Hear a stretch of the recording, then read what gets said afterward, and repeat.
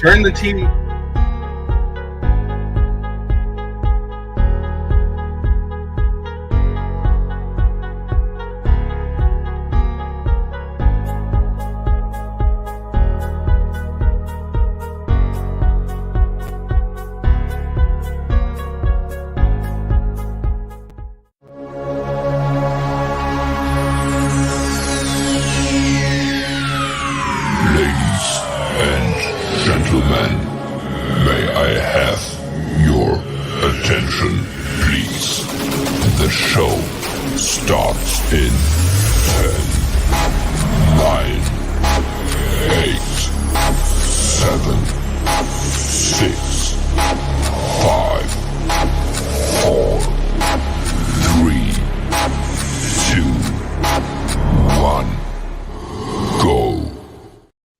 What is up, Nickel City Mafia? What a huge performance by the Buffalo Bills today, getting a big victory. Exactly what we needed. Big bounce back, and we got a lot to talk about. Joining us is the whole gang. I want to start with Jake. Jake was at the game. Jake, I want to tell us about that pregame. You were doing some tailgating. Talk to us about the atmosphere, where you sat. Just tell us all about it, man. It was incredible. Kind of lost my voice a little bit. My face is beet red. Did not wear any sunscreen today, fellas. And I'm still wearing exactly what I wore to the game. It was a little chilly early on. We started early. Woke up at about 6:30, you know.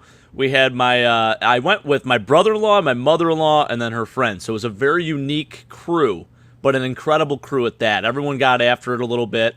We put down a bottle of the cinnamon whiskey. We had some Labatt's. Beers were flowing easy. Did a little bourbon on the way in. It was beautiful. Might still be slightly inebriated right now, but we're feeling great. Otherwise, you know, the atmosphere was everything you hope for a game day. So when we were driving in, it was about maybe like 8 o'clock, 8:30 when we were driving in to get to our tailgate spot, and we were tailgating at my office, which is right down the street from the stadium. And, there was so much traffic already at that point. And that's not normal. I mean, it is normal on a game day, but usually it starts to really pick up at like 9:30. But you could tell there was a buzz in the air. And, boy, it was just a beautiful day. It was a great day for football. The tailgate, we won that. Then we went into the game. We won that. And then we won the post-tailgate. So it was just a beautiful moment for everyone involved. And, boys, I'm so happy. The Bills are back. It's safe to say the Bills are back. I know, listen, the Raiders, they're not like that top-notch team, but it was good to get Josh's confidence back up, and he did all the things that we wanted to see him do in Week 1. And, boy, that stadium was rocking. TKO was the guest of honor today, and I did see the thing. Was it you, Brett, or Sean? Yeah. That you sent a thing of TKO posting where he sat and everything. Didn't have the greatest view in the world, but he congratulated the Bills on getting the win, so pretty incredible. But yeah, no, it was awesome, guys. It was just a tremendous experience. And I tried to send you some text messages, but over there the connection is so poor. I don't even think I could have gone live on our Instagram if I tried, because it was just like there was nothing. Nothing was sending anywhere. So, boy, just amazing. Yeah, so Bills fire on all cylinders, and we're going to get into all the details. I want to go position group by position group. We'll start with the offense, but let's say hi to folks in the channel. We got Timmy out there saying Bills did what they needed to do and beat up a punching bag. Got another nice punching bag next week. Although those Commanders look a little tough. They're looking good. Yeah, they are. Dolphins defense looks like trash. Not worried about the AFC East anymore. And then we got Keith out there saying, guys, I won't be on too much focus on this game. We're going to give updates throughout the night, because this is a huge game that pertains to the AFC East. Right now, can someone give me an update real quick? 10-0. 10-0. 10-0 right now. 10-0 Dolphins, yep. All right. And then Timmy has a quick question. Jake, are you wearing that state pen hat? I got the girl dad hat on today, Timmy. All right, love it. Nice, man. This is what I wore to the game. You know, I had to represent. It was beautiful, so I'll turn this back around. I can't believe how red I got. Holy smokes, guys. I mean, I will say this, like in the morning it was nice chilly, and it was like perfect temperatures, honestly, for a fall football game. And then as the day went on, we had the sun just beating down right on us, and that's where I think this happened. But incredible nonetheless. You needed a little color. It looks good on you, man. Looks good. Thanks, Mike. Got a wedding this week, so yeah. Oh my God, it'll be great. One. Actually, Timmy's coming back home for that one. We're both in that one. Yeah. I want to Crazy, remind man. everyone this is the only Sunday show where you can get 50-cent wings, Loganberry on tap, and dollar drinks. And this is the night you want to definitely order up those drinks. Big celebration on hand here. And we don't have a wing shout out tonight. We will in the future. But hey, we have wings from, I don't know, Jake, give us a random shout out for a wing place that we got the wings coming in from today. Let's go. You know what? I'm gonna give a shout out to a really good wing that I think people don't give enough credit to, and it's actually at this really good Italian place down in South Buffalo, Mike, called Mulberry. So I was there actually on Thursday for my boss's birthday lunch, and it was beautiful. So typically it's just an Italian place, but Josh Allen actually mentioned it too. He said that they have incredible wings. So I'm like, you know what? I got to see what all the hype's about, and I guess they actually won some awards for it. So they come out with these wings. They have them like garnished and everything. There's a little bit of seasoning on it. It's your traditional hot buffalo wing, but they put some little kick to it. I don't know if it was like Italian seasoning or something like that, but man, they were really good. So I'm going to give a shout out to Mulberry, and I will echo what Josh says about that. They are pretty incredible, I got to say. Very impressed. Very impressed. Where can you find them? Where are they? So it's at the Mulberry restaurant, which is in South Buffalo. It's really close to actually the steel plant in South Buffalo there, Mike. So it's actually in a neighborhood, and just a really random spot for a restaurant to be. But all the Bills players go there, and it's really cool. You walk in, and you got framed jerseys everywhere and pictures of everyone that's come in, and they have they signed them and whatnot. So really, really good spot for Italian food, and you can get yourself a good buffalo wing there. All right, and Timmy helping us out too. Union Pub has great wings across from Salem Field. So thank you guys. Haven't tried it. Coming up with that on the fly. I usually like to have a little bit of something to show folks, but I had a mother-in-law's birthday party today, so I'm coming home, jumping right on the camera, and we're going. So I didn't have a lot of time. Happy birthday to her. A lot of time That's to awesome. prep. Yeah, it was a good time. And we got Big L out there. Kettles and the Townhouse. Another one? Those are good too. Place? Okay. Excellent. Yeah, so Kettles is actually 2 doors down from Liberty, which is where I work. And I will say, they do have very good wings. I feel like any hole-in-the-wall place in Buffalo has good wings. And then shout out to the Townhouse, which is now super close to my house. And the owner, his son, is actually Alex Iafallo, who plays in the NHL. He plays for the Winnipeg Jets now, but played for the LA Kings prior to that. And when the Kings come in town to play the Sabres, which, shout out, we do have a Sabres podcast coming up. But when they would come in town and play the Sabres, they would all go to the Townhouse, which is really cool. So another hole-in-the-wall bar, but they do their wings right. All right. Well, awesome. And remember to treat your staff kindly. Remember to tip them by commenting, liking, and dropping a nickel on that subscribe button. That's it. I mean, that's a bargain. Let's go. So let's get into this. Jake, I'm going to start with you first of all, because we're going to talk about your guy, your lookalike, Mr. Josh Allen, and I kind of want to tie in Dorsey's game plan today. So talk to me about what you saw. Maybe was there anything different from Dorsey's game plan, and what did you see Josh do differently today? Well, the biggest thing was honestly just using the width of the field. Basically keeping the Raiders very honest with their defense, and they just couldn't stop it, plain and simple. And I think that was the script kind of going into the Jets game. You had to beat this defense playing a more, not so much conservative, but utilizing all of your weapons and going horizontal as opposed to vertical. And I love that. It was basically done to perfection today. So what we did today was what we should have seen against the Jets. And boy, no turnovers. Everyone seemed to get catches today. Everyone ate. Even Gabe Davis, 6 catches, 92 yards and a tutter. Steph Diggs, 7 catches, 66 yards. Dalton Kincaid, 5 for 43. Dawson Knox scored a touchdown today. It was just a really, really awesome thing to see. And I think that is a pure example of how we can incorporate all these weapons. The only guy that didn't catch a pass today was Trent Sherfield. So I don't know what the hell is going on with that. I don't know if there's a plan to get him involved in the offense more. I'm not really complaining. If I had a complaint, that would be it, because I really expected some big things from him this year. But, hey, everyone's going to have their day, I feel like, in this game, or in this offense in general. And today, I think everyone really contributed in different ways, and it was just a beautiful thing. We were able to get some bigger gains as well, because, once you bring the defense in a little bit, and then you have Josh scrambling. He had a really nice touch pass to Gabe. There was the touchdown pass to Khalil Shakir, which was beautiful, by the way. That's the old Josh Allen. That's the Josh Allen we want to see. I think it was just, the plan was, as I mentioned, was to go in and work the field horizontally and then really establish a presence in the run game, too. I mean, James Cook with 123 yards today, guys. Two running backs scored touchdowns that weren't named James Cook, too. You had Latavius Murray and Damian Harrison. Across the board, I felt like all corps on this team played just fantastic today. Yeah, Brad, I want to go to you because yesterday on the pregame show on the Red, White, and Rufus, which goes live every Saturday, 8:30 p.m. on Nickel City Mafia Network, you were saying, hey, you wanted to see 7 or 8 different receivers in this game. And there were actually 9 receivers who caught a pass. So how excited does that make you? And what are some additional thoughts you have based on what Jake said? Well, the first thing that I was thinking is how great was it to see 9 different receivers catch a pass? That's what made me happy, number one. And then I'm surprised Jake didn't even mention it. Reggie Gillum caught a pass today, which I knew he was wearing the jersey. I knew he was wearing the jersey, don't get me wrong. But I was surprised he didn't even bring that up because I texted him right away and said, hey, he caught a pass. I stood up. I stood up when it happened, Brett. Everyone was cheering for me. You know, it's a beautiful jersey to wear because it's like, whoa. And if you know the Bills, like if you follow them, you may have heard the name, but it's not a jersey you're accustomed to seeing. You're used to seeing like Allen, Diggs, and people were asking me like, aren't you supposed to flip those numbers? Isn't that supposed to be a Steph Diggs jersey? But the people behind me freaking loved it. And when he caught that pass, they all started cheering, and I got up, I started clapping. It was awesome.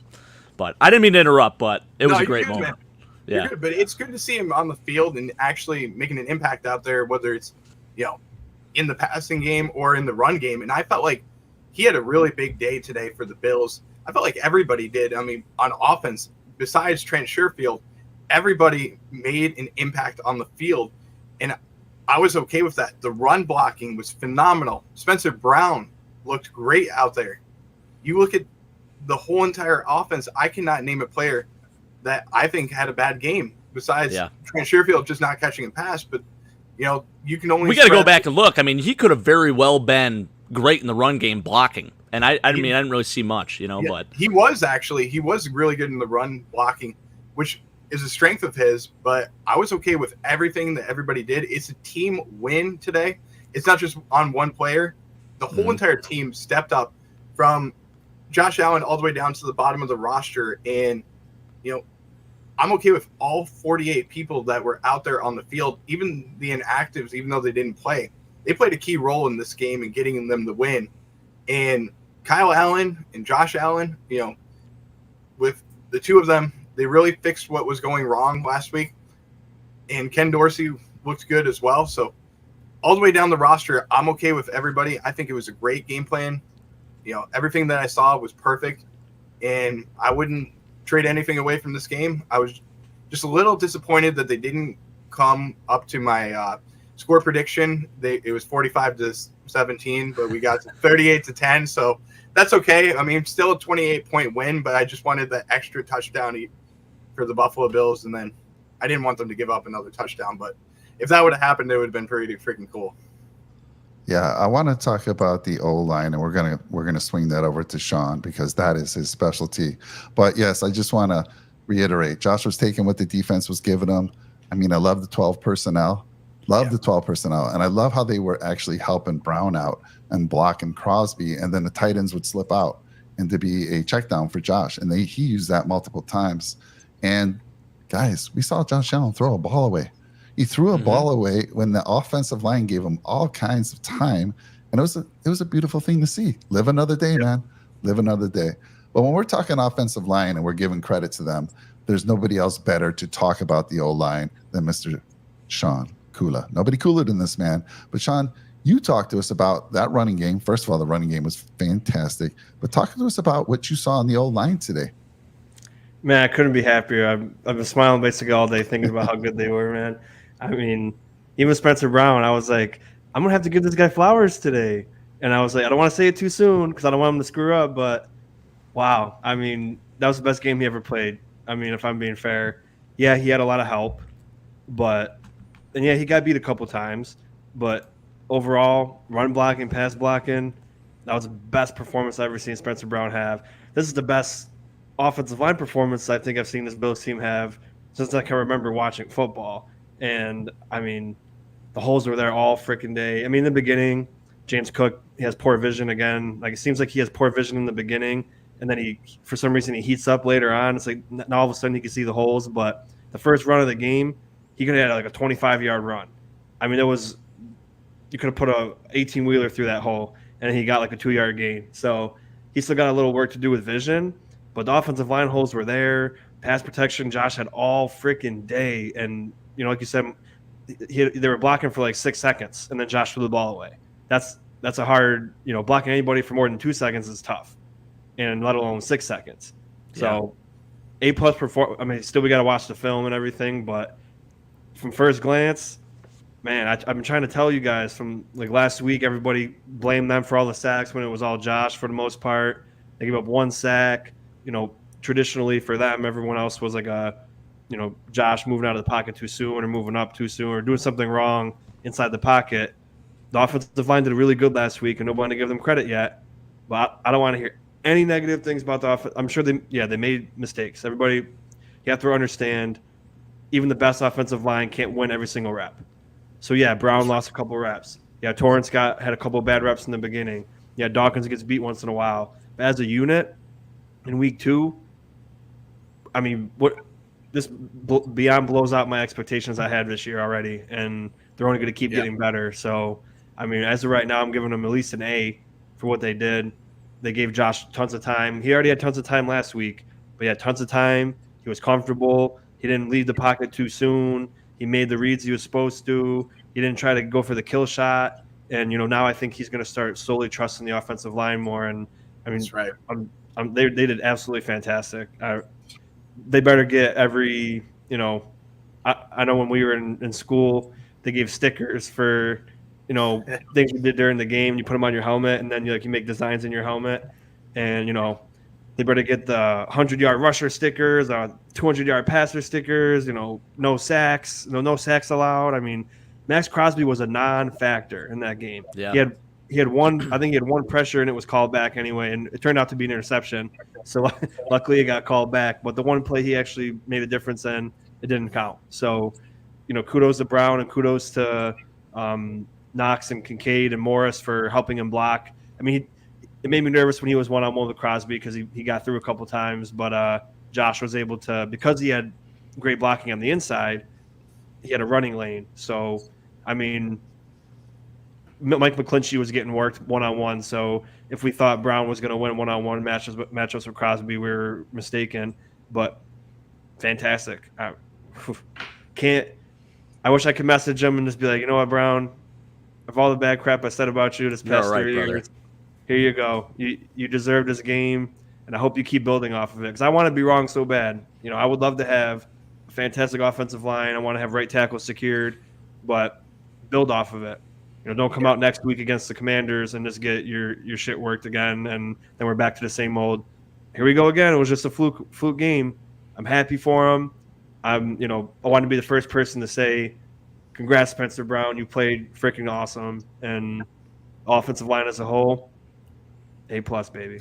Oh, hell yeah. I actually love that. So, Jake, I really was impressed with the 1, 2, 3, I'm going to say 4 punch from our running backs. I'm including your guy, Gilliam. It felt like Latavius Murray really gave that spark. When he scored that touchdown, his physicality, and he actually stayed in for the next series as well. It just seemed to ignite things. And from that point on, it was game on. And, of course, Gilliam was out there blocking. He had a catch, looked fantastic, but got to see Damian Harris more, which, by the way, who knew Damian Harris was going to be returning kicks? He had a fantastic kick return, right? That shocked me that he was even doing that. But great job there. And I think it was Khalil who made a nice block on that one. So Shakir getting it done in multiple ways, taking advantage of the few opportunities that he had. But talk to me about that running back. I want to say, I mean, all four of them bringing it today and bringing something a little bit different to the game. And we had James Cook, 123 yards. Jake, you know the trivia stuff. I don't know the last time we had a 100-yard rusher, but talk to me about that running back room. It's been a minute, Mike. Yeah, and who would have thought coming into this game that Josh Jacobs would have had -2 rushing yards and James Cook would have had 123? Like, what parallel universe are we living in right now? I would have never expected that. And, I mean, really, every running back today got their fair share. I mean, it was awesome to see. While Latavius Murray probably ignited the fire, I think the other guys really kept it lit and got it even more of a fire. It was beautiful, man. I mean, obviously it starts up front, but the way that those guys ran today was just very impressive, and it was really cool to see an identity for the run game. I feel like we've been searching for that. We saw glimpses today of what it could really be.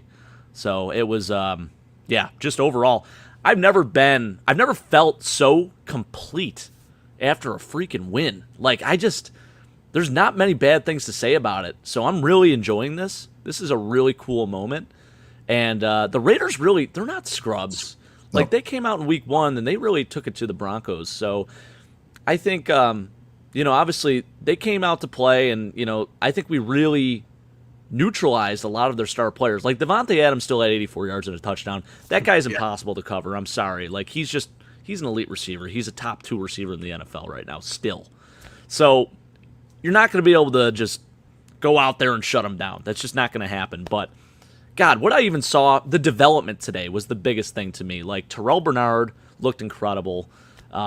James Cook looked incredible. It was good to get Khalil Shakir's his confidence back up, because I'm sure he was feeling a little down in the dumps with everything and kind of being pushed aside and probably not given the opportunities that he thought he was going to be given coming into this year. So great to see him score a touchdown. Josh's confidence is back up. There's just so many great things to say. I know we were talking about running backs and I started going, of course, but yeah, just awesome, man. We're going to talk defense in a little bit, but I want to throw it to Sean real quick. Sean, what were you thinking after the Raiders take the opening kick and just go right down the field, made it look super easy, and they scored a touchdown on us? Oh, my goodness. Man, talk to me, man. Defeated, absolutely. I was like, you know what? I said, I don't give a F anymore. I was like, this is going to be a horrible game. We already just, with a piss poor effort, we don't care. We don't want to win this game. And then, I mean, shit, 100% different team after that. I mean, they gave up 3 points after that. Hardly gave up first downs. The defense was everywhere. I mean, if we're talking about defense now, I won't go into defense unless we're ready to. But after that first drive, because I got a couple negatives. I know there wasn't much, but one of my negatives was the first defensive drive and the first offensive drive. They were horrible, and that completely sucked the life out of me. And I was like, oh, here we go. We're going to build on last week and just be just as horrible. And then, to my surprise and my pleasure, it wasn't like that. And now we get to have a wonderful week of enjoyment, no stress. We can go to work and listen to all the social media stuff we want to listen to and just be peaceful and then get ready for the next week. But yeah, I mean, after that first drive on offense and defense, I was really disappointed. And I felt, do these guys not want it? Like, you're at home, and the first drive you get, you do this.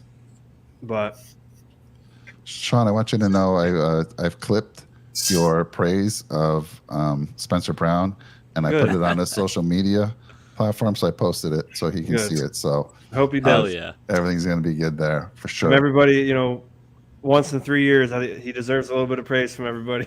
I want to see, this is kind of cool from Timmy. Timmy saying that Spencer Brown gave a shout out to Kingsley Jonathan because apparently Kingsley Jonathan studied Max Crosby's pass rush moves to help Brown out during the week. So that's fantastic. Absolutely love that. That's awesome. But I don't know how closely similar it was, because I don't think Kingsley Jonathan's even like 10% of Max Crosby, but the effort's there, so I appreciate it.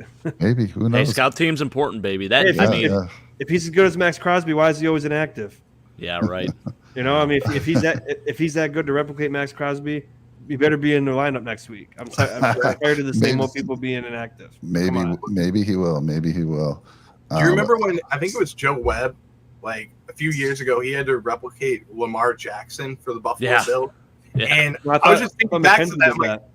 I'm like, how does he look like Lamar Jackson? Because Lamar is at a different level. That's not somebody you can replicate, but they did a good job and they were able to stop Lamar Jackson.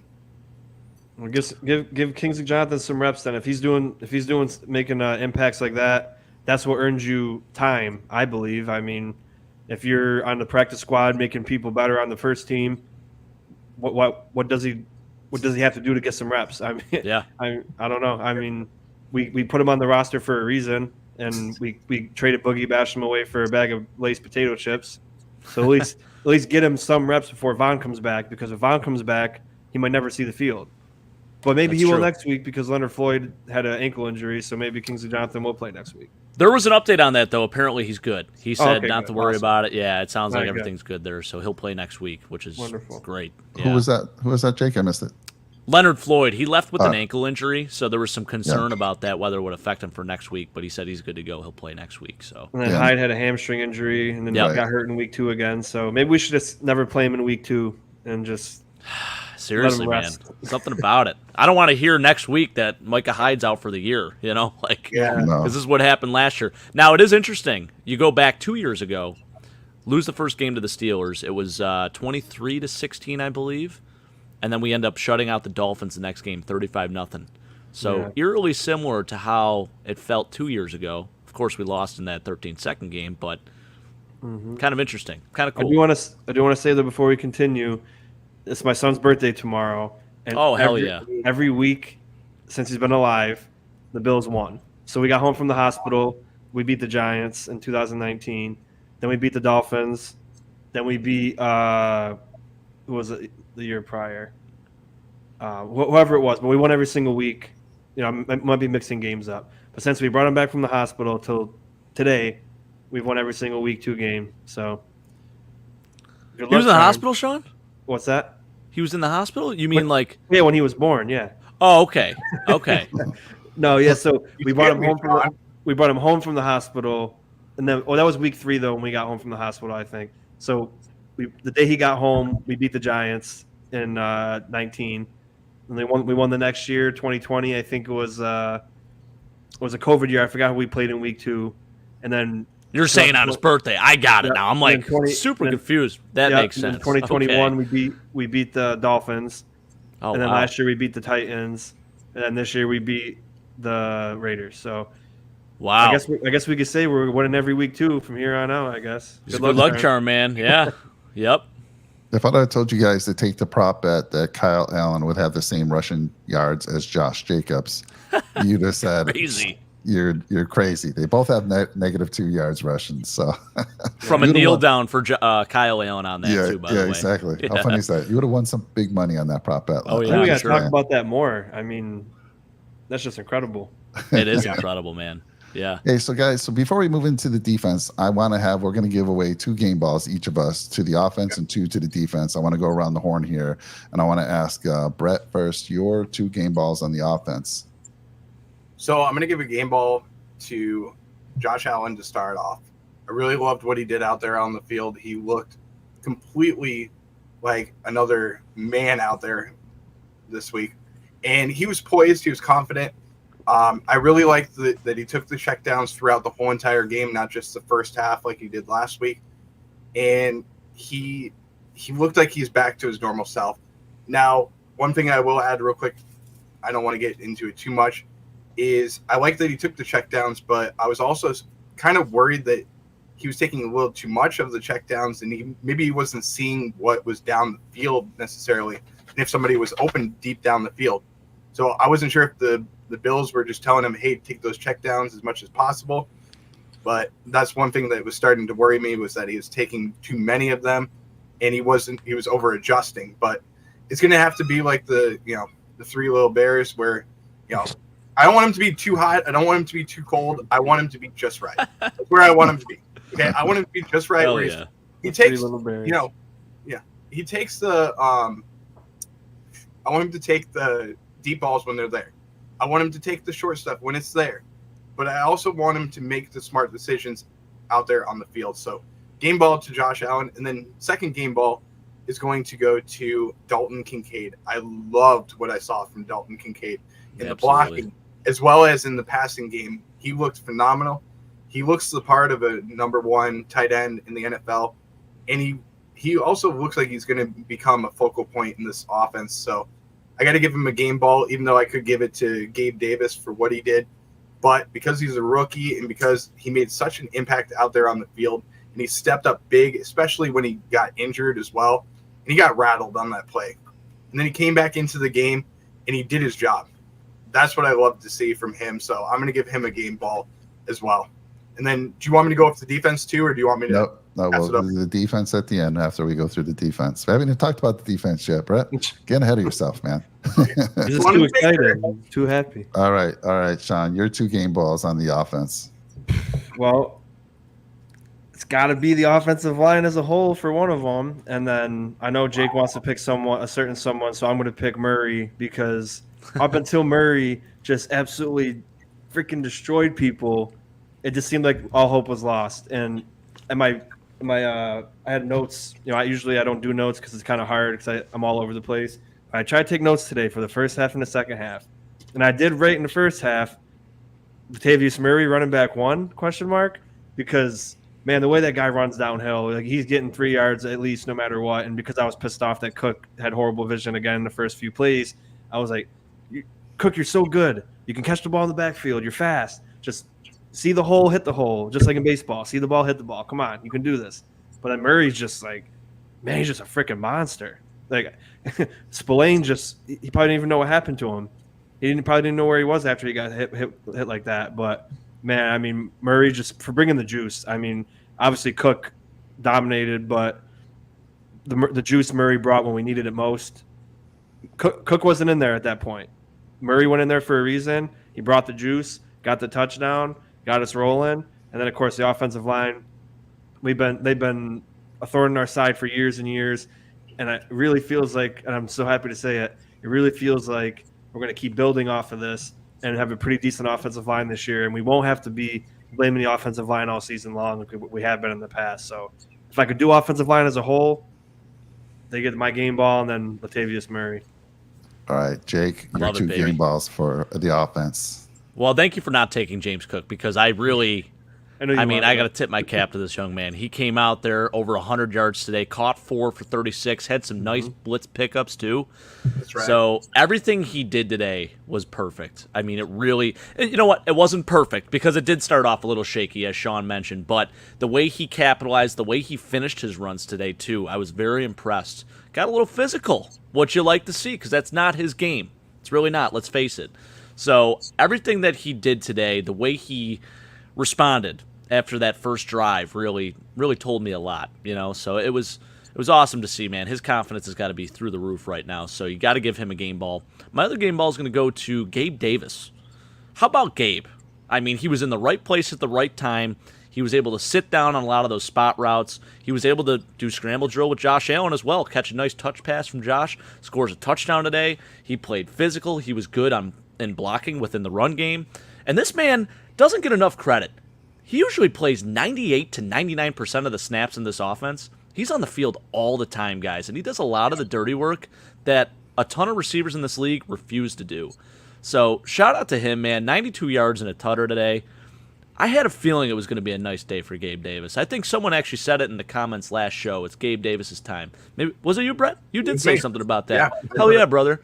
Yeah, you called it. So it was really great to see, man. Everyone's confidence has got to be through the roof after this one. It feels really good.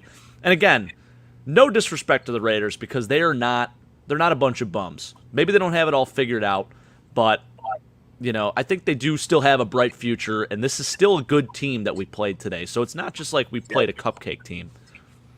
Yeah, so my 2 game balls, if we weren't giving them to players, I would have given Dorsey one, just giving him a special mention. There you go. I thought he did a fantastic job there. Yes, he did. But on the game ball side for the players, I am going to call out Spencer Brown specifically. I know Sean gave the whole O-line, but I'm going to give one. Spencer Brown needs that. He's like, yes, I need that. I need to hear that from Mike especially. No. Yeah, he does. But anyhow, game ball for Spencer Brown. And the other game ball is our other tight end, Mr. Dawson Knox. Hey, he said, look, I'm still here, guys. I'm still here, making great plays, catching a touchdown pass. I love it. I know. He almost had 2. He almost had a nice one-hander. Yeah. Yeah. And I know Brett calls them the DK brothers. I want to go old school. I'm sure people have already given them this name. I love the Donkey Kong. Let's go Donkey Kong on teams. Bring in both those DK guys. 12 personnel. We are running it all game. And like I said early in the show, I loved how they were blocking, slipping out, and they were checkdowns on many plays. Fantastic. That's gonna be key going forward. So there's my game balls. Let's see. I want to go to the channel real quick. Tom coming in with Cook 100%. Love it, and Tom. let's see here. We got John Robert coming in. Good to see you, John. He's our only guy from Facebook who ever seems to watch us over there in the Facebook group. Greatly appreciate you, John. It's not even just Nickel City Mafia. He watches the Red, White, and Bills and Go Bills podcast. So he's supporting all 3 channels. So I got to give him a shout out because he's actually one of the guys that's been watching the Go Bills podcast since the very beginning. So want to give him a shout out because he is incredible. He likes, shares, subscribes to everything, gets us all the notoriety that we need. So appreciate him so much. And Mike, I want to give you guys a real quick game update on the Dolphins and Patriots game. Tyreek Hill just scored to put the Dolphins up. It's going to be 17-3 right before halftime. I'm just about to see it. I'm a play behind. Was that a long play? No, it was a short 2-yard 3-yard touchdown. Yeah. And they had a man in motion, and then Tyreek got open. And the Patriots are without their number 1 cornerback with the other Jones. Actually, they had Jonathan Jones out, and now they have another Jones. Jack Jones. No, Jack Jones. Jack Jones is out, and then the other Jones, Marcus Jones, is out as well. Marcus so Jones, 3 Jones out. Yeah, so John Robert also saying Damian Harris had a nice punt return. Yep, we talked about that one. Dorsey got excited a few times. I was like worried sometimes. They were showing Dorsey, and I'm like, get away from him. I don't want people lip reading and knowing the play. I'm like, pan away from that, please. And then Sophia, we thank you so much, Sophia. We greatly appreciate you. Josh is back. Go Bills. Absolutely love it. And then Brian Label/Dable. Brian, what a fantastic job you did with your team coming back and winning that game, right? The Giants did win that, didn't they? They did. Yeah, they did. Down 28-14 at one point, 14-0. They came back twice from 2 touchdowns. So, Brian, we appreciate you getting over here. He says, great Bills win. This win was important, not only for win, but also to see how Bills would respond from last week. Plus, this game shows they got a wake-up call. Bills go to Super Bowl. Brian's he called this early in the season, before the season started.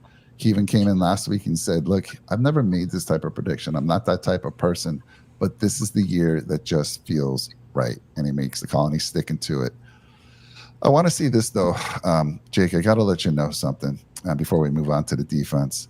So I had a close relative hit me up this week, and he said, and this is on our Wednesday show, he says, I had to turn the game off, or I had to turn your show off. I said, why? He says, you and Jake are too positive, too optimistic. I could not listen to all that positivity you were trying to throw out there. And this is a close relative, Jake. Shut our show off. Just said I couldn't listen to it. Well, now I'm going back to him. He knows who he is. Oh, I said it's a he. He knows who he is. Look, we came with the positivity. We looked at the film. There was a lot of good things that we saw, a lot of positives, and everything we talked about showed up here on the field today. Everything we talked about. So I'm all for positivity. You know, Jake and I are 2 of the most positive guys that you'll ever meet on any show. But Jake, we are going to start introducing a bring the rain. Bring the rain whenever we lose a game. We'll bring the rain. You and I will have to do it. And we'll ask the parents to, cover up the children's ears, cover up their eyes, whatever. We'll bring the rain for those that need to hear it. So anyhow, just wanted to throw that out. Let me just say something. This team, they were in a cocoon that entire Jets game. They were just in that cocoon. And today, they became a beautiful butterfly. There's an analogy for you. I love it. I'm going to take it one step further from you, Jake, and say, we played the first game like we were cubs out there. Like we were trying to catch the prey. 3 little bears. We're full circle here. Yeah. We're going to go all the way around here, okay? This time, we acted like bisons, and we led the charge. We got the dub, and we looked phenomenal out there in every single aspect of the game. That's what I think of it. And totally different animals out there, and you can't beat it. I mean, one thing we haven't talked about, which is going to come up, but the way the defense played, and there's a couple players that we got to give game balls to. Brother. We're about to get into it. I think we played the first game like our MVP quarterback threw 4 turnovers and gave the game away, but I like those options too. Sophia says, I didn't watch any post-game shows because they were so depressing. I'm super happy to know you're going positive. I'll be there for that. Yeah, we appreciate that. We take some slack sometimes. We honestly do. Or flack, whatever you want to say. Flack or slack? Flack. I think we take some flack. Whatever you want to say. And Brian said, yeah, I did a great job getting the Giants back. I knew it. Hell yeah, he did. He's I knew finally it was admitted Brian it. Dable. Hey, how about Isaiah Hodgins scoring a nice touchdown today, too? Shout out to Nice. him. Nice. Thanks again, Sophia, for that super chat. We always appreciate you and everyone out in the channel. We love the interaction. Thank you so much for everything. Let's get into it. So after that first drive, obviously we're all like, oh my goodness, what's happening? I won't even share what was being talked about in our group chat, but we're like, oh my God, what's about to happen here? You know, Jimmy G coming right out of the gates, just taking them right down the field, no issue whatsoever.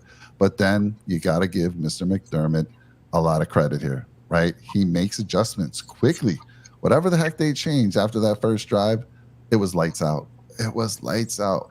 So let's start. Jake, I know you like the trenches too. I gave Sean the O-line last time, but let's have you talk about the defensive line, man. How about it? Right out the gate, Eddie Oliver comes in with a TFL. I'm like, it's going to be a long day, baby. And then, of course, they kind of just drove downfield very easily within minutes and go ahead and score a touchdown, Devontae Adams. And at that point, I was getting a little nervous, honestly. I was starting to feel like maybe it's going to be a long day, and maybe the Bills aren't who we thought they were. And then about maybe 10 minutes later, I was slapping myself in the face saying, what the hell was I thinking? Like, look at this team right now. Look at freaking Ed Oliver. A guy that I feel like needed to make a statement and sort of prove himself and prove his worth for signing that big extension with us. He played one hell of a game today. And the fact that we were able to limit the leading rusher from last year to -2 yards, rushing, I mean, receiving, he caught some passes, 5 for 51, I think it was. But to limit him to -2 yards is absolutely incredible. And while the Raiders' O-line might not be the best in the National Football League, I felt like, no D-line should be dominating that much. Like, are we really that good? And I think we are. Like, again, last week you saw a little bit of a cocoon of what we were. A shell of what we were. Today, we freaking blossomed, man. Everyone was getting after it. Now, you didn't see like a ton of sack numbers or anything like that, but in the run game especially, I think in the interior, that's where we wanted to see a lot of improvement. That was incredible to see. And then you had the two linebackers. First off, Matt Milano just freaking going up and absolutely mossing Josh Jacobs and getting an interception. That was beautiful to see. And how about Terrell Bernard? Struggled a little bit at first, especially in coverage. But comes in, gets an interception as well. Some really nice tackles. I think he was the leading tackler again. So, Jake always going ahead of everyone. Like I'm sorry, yeah, he ventures off, but that's okay. I know. You're excited, young man. You're excited. I get it. I want to go to Brian Label real quick. He says, what I love to see was that drive at the start of the second half to take over 7 minutes off the clock. Yeah, it was beautiful. Incredible. And how about 2 80-plus yard drives today from the Bills? Yeah. That's incredible to see, man. And the one was like 9 minutes long. Just amazing.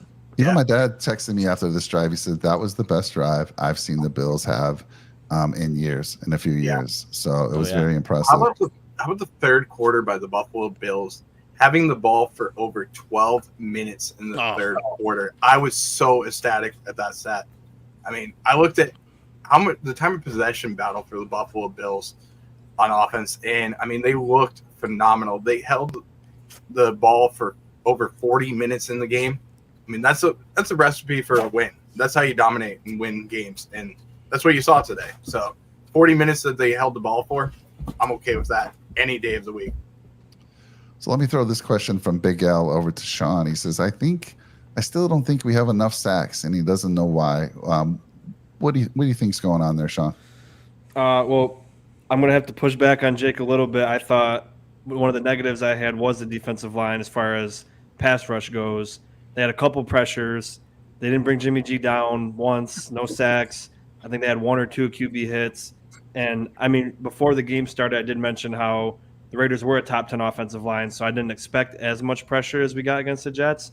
But as far as the running goes, I thought they were really good because they sold out for the run, which I wanted and which I expected, and they did really good. They got Oliver again. Ed Oliver had a fantastic game 1, and as Jake said, fantastic game 2, and a lot of people just wrote him off in week 1 for some reason and said, "Oh, where was Ed Oliver?" I know your buddy Joe Miller, my buddy too. He was one of those guys that didn't think Ed Oliver had a good game the first week, and I think he really did have a fantastic game, and then build it off of it in the second game.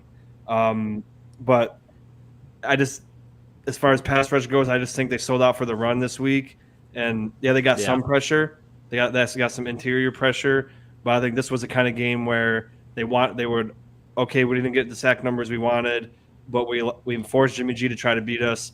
And as Jake was saying, getting into the linebackers and the plays they made, that's what worked. And the defensive line didn't play bad. They just, compared to last week, it was kind of what I expected to happen. I thought they're going to go down in pressures and sacks and all those numbers a little bit this week, but that's the kind of the game plan, and you have to just eat it. You always want to get sacks, but Jimmy G gets the ball out quick, and then they have a pretty solid offensive line. Like Jake said, they're not the best in the NFL by any means, but they're stout. And Ed Oliver and Daquan Jones, I thought played very, very well. Rousseau made a couple nice plays. Floyd made a couple nice plays. It's just AJ made a nice play too, a nice deflection. It just wasn't that kind of day for the D-line. It was meant to be stop the run, which we did, and then Jimmy Garoppolo has to beat the secondary, and a couple plays he did. Trey White, Benford, they got worked a little bit, but in the end, the game plan worked to perfection. Yeah, Sean, I totally agree with you. I mean, you nailed it. I think they were focusing on the run. They've been hearing so much heat about them not being able to stop the run, so they probably were not pinning their ears back and going for those the pressures and the sacks, which they did a fantastic job. And you got to remember, Jimmy G gets rid of the ball. I mean, he gets rid of the ball quickly. He's very efficient, doesn't hold on to the ball, and so you nailed it exactly. So let's see here. Who else we got incoming? I want to always respond to the channel first. Was it 3 turnovers and no sacks? I think it was. Did we have 3 turnovers? I know we have 3 turnovers. It was 2 interceptions, and then there was the fumble that the Bills picked up. So it was the 3 turnovers, 2 interceptions, and then the fumble. Who forced that, by the way? That was Dane Jackson. Dane Jackson, that's buddy. what I thought, yeah. The real hard hitter. The DBs. smallest cornerback on our team, and he just, what a hit. What a hit. Looked like Peanut Tillman out there. I want to ask Jake this question real quick, if it's okay, Mike. So you were at the stadium. You experienced everything. That hit from Taylor Rapp, okay? I got to ask you, could you hear it from where you were sitting? I thought I could, man. It was pretty legit, though, let me tell you. That's just an example of what that man can be. He balled out today, man. It was awesome. The whole crowd went wild on that one, too. Yeah, it was hard for him to pull up. Brett said it was a right flag, but I thought, he was running a million miles an hour. I thought it was kind of hard for him to pull back, but luckily, hopefully Adams doesn't hurt. I don't think he returned. He's in concussion protocol right now. Yeah, hopefully he's okay, but that's a kind of play where it's, the likelihood of pulling back is very slim. It's hard to pull back, but the league's trying to emphasize. You got to play fast, man. So I get it. It's going to happen. Those are bang plays. It happens in the league. I'm not saying that it's the right call. I mean, it was the right call, but I'm not emphasizing that Taylor Rapp did anything wrong. I'm just saying that's the right call of that situation. So, Mike, before you go on, I just want to mention: do you guys ever notice how every time Josh gets flagged, someone hits Josh in the head and they get a flag, we always get an offsetting penalty, so it doesn't matter anyway? Do you guys we really do, man. It's like every time. Yeah. It's like, oh, great, we get a 15-yard play. Oh, doesn't matter holding, or it doesn't matter roughing the whatever. And it happened that the first time I remember it happening was that week against New England, where it was like a 1-score game, and then we were driving down the field, and then Josh got hit in the head, and the guy stood over. I forgot what the corner. I don't think he's even in the league anymore, but he stood over Josh, like he laid him out, but he just hit him in the head. And then Matt Barkley came in and threw 2 picks, and we lost like 16-10 or something. But that game. It was a called helmet to helmet hit, but I think Dawkins was holding or something, or Brian Winters was holding or something. Brian Winters, there you go. Kent State kid. It got called back, and I was just like, oh, of course. So we get a hurt quarterback, and we don't even get the 15-yard penalty. Love it. Hey, Sean, I wanted you to respond to Dan here, Dan O'Neill, because you did talk about the O-line and the running game. He says, we cannot run up the middle for our lives. The best runs were Josh leaving the pocket and the running backs leaving their hole because the line couldn't keep it open. What are your thoughts on that? Dan, we appreciate you watching, but I'm going to have to respectfully disagree. I didn't see it that way. On the whole thing. I mean, I thought Cook had a lot of nice runs, and Harris and Murray all had nice runs today. I just think, it's the way the layout set up, Big Al. But I think the offensive line, the holes are holes. They're not going to be there for 20 seconds. So that's the job of the running back, is to have good vision. So if you see the hole, you got to hit it immediately, because those things do close up quick, because there's 300-pound men trying to fill it. So you gotta hit it quick, and then bounce around. So I think James Cook's vision it's improving, and as Jake mentioned, he always I don't know the reasoning behind it, but he starts off like timid to hit holes, and then as the game goes on, I think he's like Josh. He needs to get hit a couple times, and then he feels more comfortable of getting through it. But because it's been the last 2 games where there was like the first 3 plays last week, and then the first 2 or 3 this week where the holes were open for a good amount of time, and he just didn't hit it, and he bounced around, ran into linemen, and only got a couple-yard gain. And then later on in the game, he's busting off 25-yard. I think at a 36-yard run at the end of the game. Like he's got the burst, like Mike said. But I mean, he's still young. I mean, he was raw in college a little bit, and it's his first year actually getting reps. So fantastic for what he's been doing. I think the offensive line's been exceptional. I mean, come on, guys. From what we had in the years past, we got to be happy right now. I mean, yeah. There is some concern too, because we have Mitch Morse is out right now. I saw that. Yeah, what the hell happened there? I think I don't know for sure, but if I'm guessing, it's either the finger injury from last week, or it bothered him again, or concussion, or just being banged up or something. Because I forgot who mentioned it. It might have been Joe Miller or somebody. But the second week is the most sore that these guys are going to be all season, because they're not used to getting the week 1 hits again, and then now they're sore as hell. And we had a short week, and then now they'll get more used to it. But maybe he was just banged up, and they were just we were blowing him out, so they're probably just being safe. Hopefully he's fine. I mean, fingers with offensive linemen, it's hard. Like that last game against the Jets, he banged it up in like the third quarter, and that play that Josh threw the ball interception to Diggs, Morse couldn't even block Quinnen Williams because he had one hand. But if you got a screwed up finger, it's hard to get your hands on somebody and block them. So maybe they're just being safe with them. And Bates is a good center. I mean, I don't think we missed a beat at center, but we want Mitch Morse back in there. He's got the right mind. He's very intelligent, and that's one of the most important parts of being a center. So hopefully he's okay. But I mean, this is why people were saying don't put Bates at right guard. I mean, let Osiris Torrance earn his way, and then he did. And I mean, he's been everything that we hoped that he would be. So luckily, I'm finally able to say I'm not mad about the Kincaid pick anymore. That because we got Osiris Torrance, and they're both looking pretty solid, and they're both getting a lot of opportunity to prove themselves. So, Kincaid's already got 9 catches in 2 games, so that's pretty. We're moving the ball around. So, hey, when did we see Bates come in at center? When was that? Near the end of the game. All right, so I agree with Sean. They're just probably playing it careful, playing it safe. Yeah. No reason to have Mitch in there. Actually, there was a lot of players that I think started to exit the game, so I think that's just a good plan to have there. All right, let's get into the linebackers. 2 of the stars of the game. I know, Jake, I had you talk about defensive line. Let me throw it to Sean for the linebackers, and then don't worry, Brett, I'm going to come over to you for the corners and the safety. So, Brett, talk to us about these linebackers, man. Well, Jake.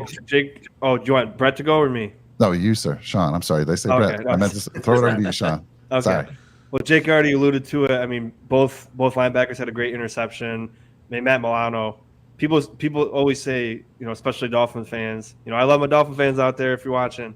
But someone said, I forgot what show it was, but Dolphin show. Oh, you guys are going to be horrible on defense. You lost your best player, Tremaine Edmonds. First of all, he was never our best player on defense. Second of all, in these 2 games, we love him. We love Edmonds. But we haven't missed him. Matt Milano has really stepped up. Everyone questioned in the offseason, how's he going to be without Edmonds? He's never played without Edmonds. He's never, when Edmonds was out, Milano didn't look that great. When Milano was out, Edmonds didn't look that great. So what are we going to get here? Milano has really stepped up as that non-vocal leader on defense. He talks with his play. And, I mean, these interceptions, I mean, the first interception was easy, but jumping over Jacobs without getting a penalty called, Unreal, man. stripping the ball out, and just the way he hits people, man, I never want to piss that guy off. And, he's like, they always tell you in football, make the hit so it makes the running back or the receiver never want to get back up or never want to hit your hole again.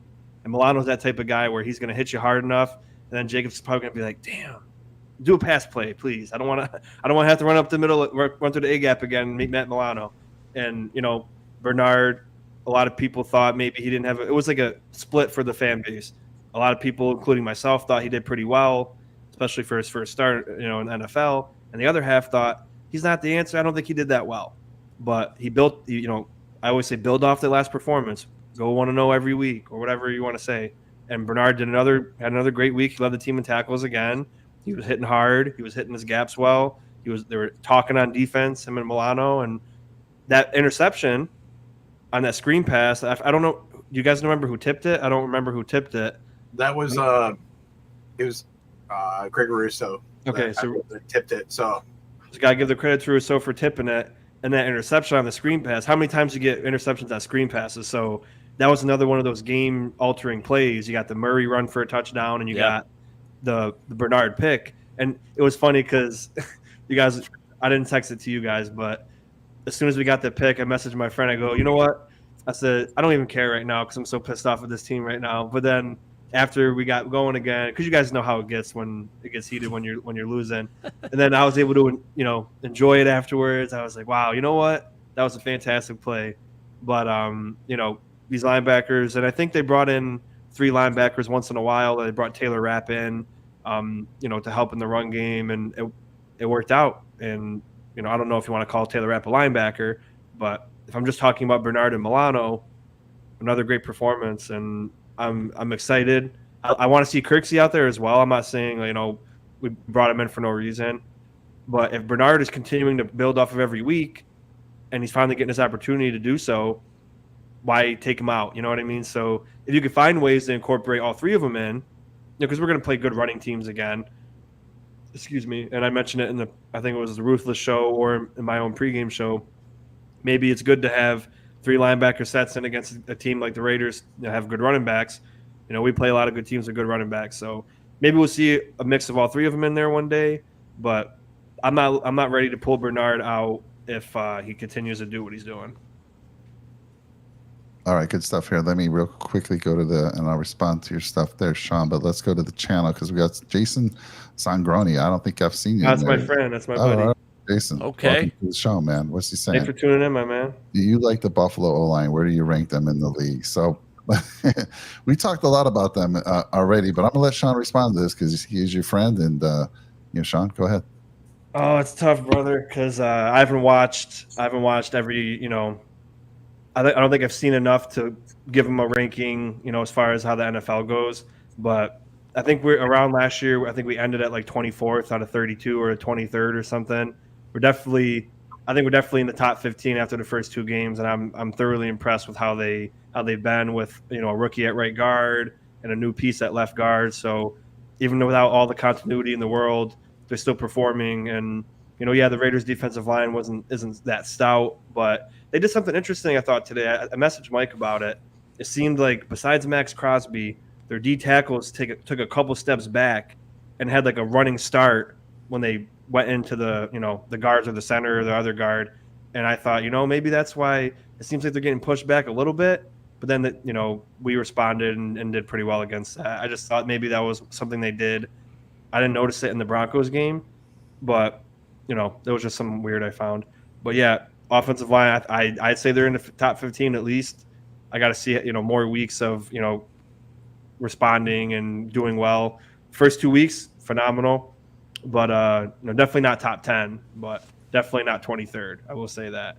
And I got to get back. He's actually a comedian. He's super funny. We've been cracking jokes since we were kids, but he's an actual real life comedian now, Very and cool. he does shows. Oh, that's awesome. Down where I'm from, and I'm always working Wednesday nights, unfortunately. But Jay, you got to hit me up, and hopefully one of these days I can make a time to get down there. But we appreciate you tuning in. He's also an Eagles fan too, so. Awesome. Oh, wow.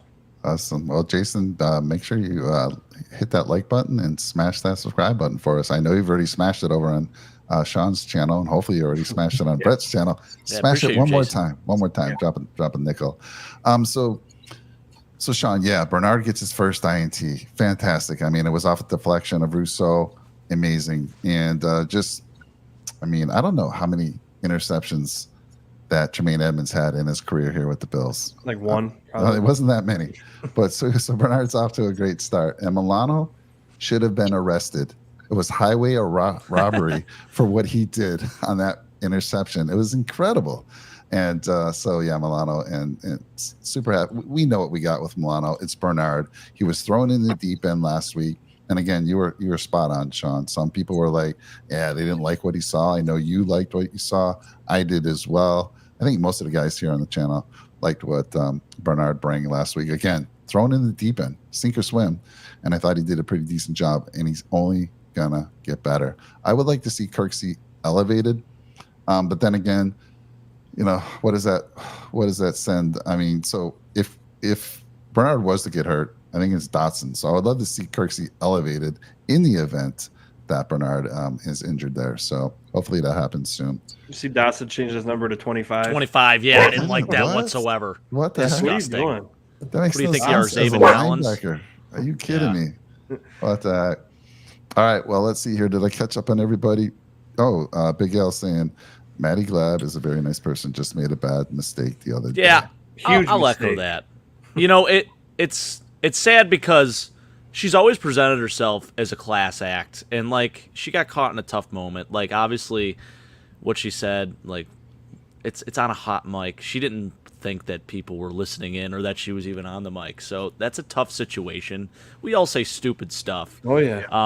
I think what hurt a little bit was like she came out with the apology and alluded to that she was like kind of joking around, and Steph did not take it that way whatsoever. So, and it was weird because, it was funny and also sad at the same time because today on the Jumbotron she was up there and talking and stuff. She wasn't at the game, but it was like a pre-recorded thing. She was talking about something. I don't know what it was, but people were booing her.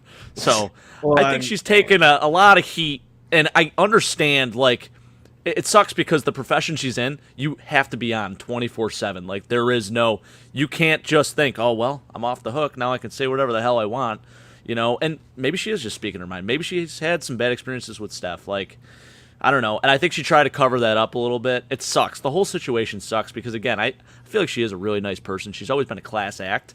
It just is a tough moment for her, Yeah, I think if she didn't say like, oh, he'd say F you, that's how he treats everybody. I think if she didn't say that part, I think if she just said like, oh, he would just say F you to me, I think when she apologized, it would have came off as better because when she apologized, she said, oh, he has the best character ever. He's one of my favorite people. Like basically the opposite of what she said in the video. So it seems like you're just doing it because you know that people know it's your voice. So that's why I was kind of like, damn, because now Steph had all this problem and all this issues in the offseason with people talking bad about him. And now our own reporters that cover the team is doing that. I mean, I'm sure she's a fantastic person. I mean, I've done my share of bad things. We all have, but we all stay stupid. You can't do that, especially. I know. I mean, man, I don't think she'll lose her job or anything. I think. I hope she doesn't, man. No, there's no way she should lose her job over it. I think it's BS. Yeah. Like people calling for her head. This is the first time. She's gonna get some. She deserves the booing at the pre-recorded video. But I mean, I'm sure Steph wouldn't. If they asked him like, "Hey, how do you feel?" I mean, I'm sure they would ask him his opinion because it was really degrading his character and which isn't really cool. But I'm sure they would ask him, "Hey, how do you feel about the situation? We're thinking about suspending her or getting rid of her or whatever." And if he says, "No, I mean, it's all water under the bridge." If I just talk to her one-on-one, we get, work it out, that's fine. Then that's fine. But if he says, if he's actually really hurt by it, Maddie Glab's not making the Bills money. You know what I mean? Maddie Glab's not, bringing in revenue or making people want to come to Buffalo. It's Stephon Diggs. So if he did say, that really makes me upset. Makes me feel like I'm unwanted here. Then you got the Bills. Whoever makes those choices would probably have to be like, okay, well, let's we got to do something. I hope they have a sit down, one-on-one I conversation. think they They will. work it out. Yeah. He seems like the kind of guy who he doesn't want anybody to have troubles, and as much as it might have hurt him to hear the words, I think that's just the type of guy he is. He wants everyone to have a good life, and everyone makes mistakes. I'm sure he's made a few, and everyone knows it. So I think he'd be that. That's fine. I understand what you're trying to do. Let's move on. Yeah. And I wanted to allude to mistakes are made. Listen, we're not all perfect. We make mistakes. There's certain things like, Mike was alluding to. There's things that we can't say that we're saying off camera. And listen, I'll be the first one to say it. I mean, I said some stuff that I was like, man, after the first drive, I said the Bills are going to get exposed. Okay, that's what I said. I'm going to be the first one to admit it because I'm going to be honest with you. I mean, Sean does it, Jake does it, Mike does it. I'm going to be the first one to admit when I made a mistake and said it. I said the Bills are going to get exposed today. Mike does it the least, though. He doesn't really, but he admits when he's wrong, though. That's what I'm getting at. Is he'll admit when he's wrong. But I said that the Bills are going to get exposed, and like Jake said, 15 minutes later, I'm going, what was I thinking? Why am I giving up on the Bills? Why am I so harsh on them? And at one point, my dad had to really sit me down, and he goes, look, you're so negative to start this game. I don't understand what it is about you and everything. And I'm like, I'm just, I want the Bills to succeed. That's what it came down to. And we want for the Bills. So it sucks. I mean, when it starts off that way, but we just want what's best for the Bills. Sounds like Brett's dog is having some fun right now. I'm not even sure. She's having a blast. Not even sure see what she's doing. I should put PubCam on because I'm not even kidding with you. She is like, she's been underneath the bed. She took the mattress cover and she pretty much went underneath the mattress cover, moved the whole entire mattress cover. She's been playing with we put up new lights for Halloween, and she got the lights. She knocked them down. She's there's one other thing that she did that was funny. I put it in the private chat, but she knocked over a bowl of popcorn already. I mean, there's like a bowl of popcorn, and she got into the bowl of popcorn. It's just been one thing after another, but she hasn't had her walk today, so you understand she's a golden lap. She's Nancy. Does she have a Bills bandana? She has a Josh Allen jersey that she wears. Hell yeah! So she has the extra large Josh Allen jersey, and she's getting bigger. She's 65 pounds now, so it barely fits her, which is sad. But I went to Wegmans when I was up there, and I tried to get the XXL size, and they don't have them. So I was disappointed, but we got to figure out something for her for the next outfit that she'll wear. Yeah, I will tell you guys. So back on the Maddie thing, real quick. So mistakes happen, and you just have to be. And I hopefully they will get that worked out because I don't know much about her. I was actually asking someone else. Mandy, is it Mandy or Maddie? Maddie. Okay, so big L, just Mandy. But hopefully they work that out, and I trust you guys that she is a very nice person. And just talking about mistakes, we all have to be careful. We're in the public's eye here. We're on YouTube, and let me tell you something that happened to me a couple weeks ago. So it was fine, but let me just tell you what happened. So a couple weeks ago, Jake and I had a podcast, and I was overblown on the mic. I was like, oh my God, how can I let that happen? I've done this for almost 3 years now. So I was doing some testing, and I actually set up what I thought was a private stream to YouTube. And it actually was not. It was public, and I'm just doing some mic testing. But I say funny things when I'm doing mic testing. You never I'm trying to be a broadcaster. I'm saying some weird, funny stuff. Nothing bad, fortunately. I know better than that. I don't usually talk like that. I mean, I'm just not the type of guy I am. You've never done that, Mike. It scared the heck of me. I'm like, oh my God. And I saw 6 people viewed it. Like, what the hell? How did 6 people view that? So I go look at it again and I watch it. I'm like, oh my God. They're probably thinking Mike's nuts. Because I was probably just doing a lot of check, 1, 2. And I was doing some old school broadcasting, just pretending. I wish I got to see that. We got to see that. You got to pull that film up. I deleted that. You got to make a short of that. Because I mean, listen. The bloopers that happen throughout the season, there's bloopers that happen. we got to make that happen because I mean I said something dumb last week. You know, it happens. We got to put all the bloopers together at the end of the season and just roll with it because that's who we are. You know, you said it. We're 4 YouTubers that are on here, and we're just talking Buffalo Bills football. We're just 4 normal guys. And, yeah. Well, let's get back to football here. Tom Hey, says, let's hear you. hey. Heard that all day today, Tom. It was beautiful, brother. Buffalo. Come on now. Oh, yeah. Ready? Let's go, Buffalo. Hey, by the way, guys, at every Buffalo wedding, we end with that song. It's a beautiful thing. So, Brett, listen, I'm so sorry I won't be able to attend, but I hope you guys play it. I really do. For sure.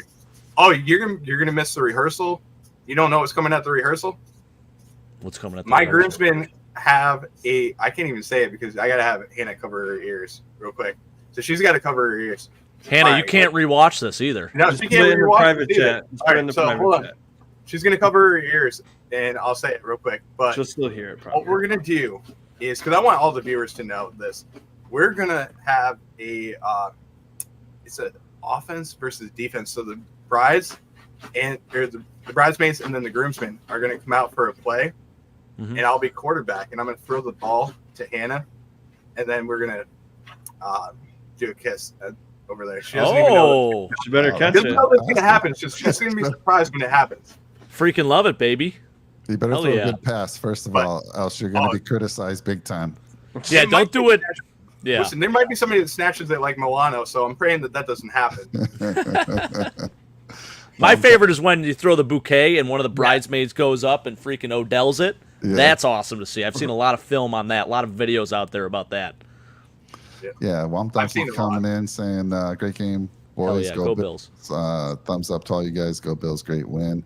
And then Big L throwing out the potentially. I don't know. Is that just like bring back potentially the whole, Maybe. can't I think say he's that trying word anymore? He's trying to cost us $5 each, but I don't that's know. over. I don't know what he's doing.